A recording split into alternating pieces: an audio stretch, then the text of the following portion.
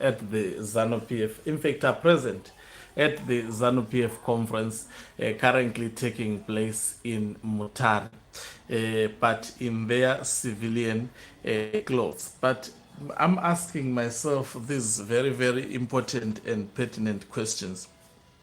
Now, are these people recklessly doing their politics publicly, violating the constitution, disregarding the people just like that?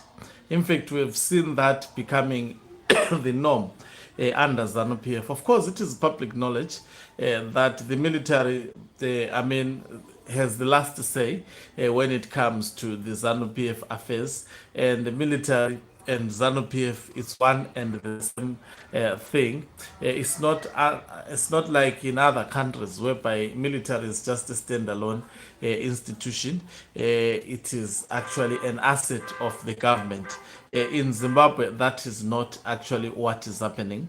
And this picture on its own speak volumes. Greetings and welcome on your lovely channel, the Hlonipani Global News. If you are watching us for the very first time, please do remember to press the red or black subscribe button so that next time when we beam live, you become the very first one to watch us. So, in a democratic society, things like institutions like this, the military, the police, even secret services, they are not supposed to work for a certain political party.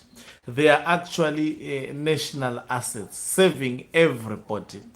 For example, in countries like the United States of America, secret services protects even opposition political leaders.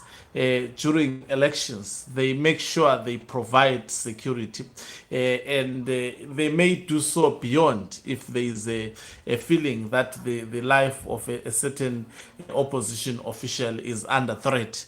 They may actually extend protection.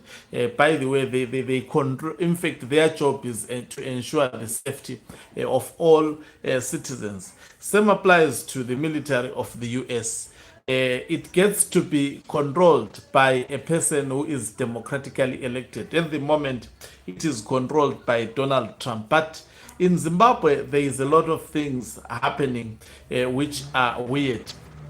I wonder who actually insisted that the military should be present at the ZANU PF conference. Does that not compromise them as a state institution? That is the mind-boggling question. But anyway, we know that it is a ZANU PF institution in simple terms. I mean, the military is a ZANU PF asset, and whoever controls the military gets to have, a huge say within the ZANU PF, as well as also within the country as a whole. So the military is present. Everyone, the who's and who, if service chiefs were present at the ZANU PF conference. So these people, all of them, decided to go and be in Mutare.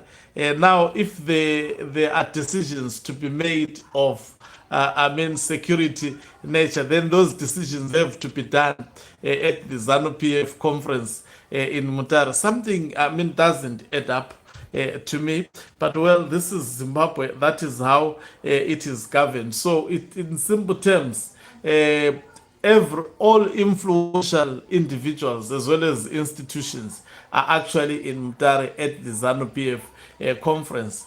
I wonder what may be going to the mind, especially of Valerio Sibanda, witnessing what is happening in that conference. And the question is, does he trust Mnangagwa or retired General Chwenga? Why am I specifically asking these questions? And also, the other question that comes into my mind, does he think that trusting Emerson Tambuzo Mnangagwa, he may be safe if ever he's trusting him, post this particular conference? And if we, for a second, think that he gets to be successful with the implementation of 2030 mantra. And also, I'm asking myself, is it not a loophole, especially when we look at issues of national security, for all service chiefs to be concentrated in that tent in Mutare? What if someone does something and everybody is bombed there? It means Zimbabwe has been conquered. So these are the things that comes into my mind about how sometimes ZANU PF thinks and execute things. So the military generals were there at the ZANU PF conference watching all the political drama and theaters happening. I wonder exactly whose side these generals are on. But also this picture that was taken, paraded obviously by Notorious Barakashi, they looked not happy, not smiling. There were no smiles at all. They were just following events taking place at the ZANU PF National Conference. I wonder what was going through the mind of these service chiefs witnessing retired General Chwenga being embarrassed by, because there was a lot of heckling, but it was silenced, and you would not see it from the state media, because they would try by all means to hide that. They know that it becomes actually serious public news. So, I mean, everybody, the who's and who in Zimbabwe is at the ZANU PF conference in Mutare. Quite interesting, really. And I have spoken at large and at length, especially the implications of this on national security as a whole.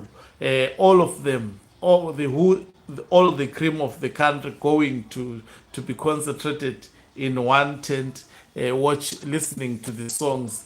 I wonder whether they were standing up, dancing to the songs, especially when everybody was up.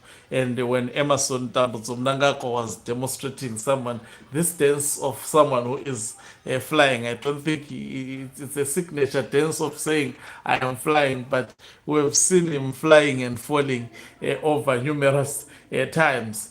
So we watch to see what is happening in Mutare. We'll be paying a particular attention, and even beyond the Mutare, we will still be following events to see how they actually get to pan out. Thank you very much for watching us. If you are watching us for the very first time, please do remember to press the red or black subscribe button so that next time when we beam live,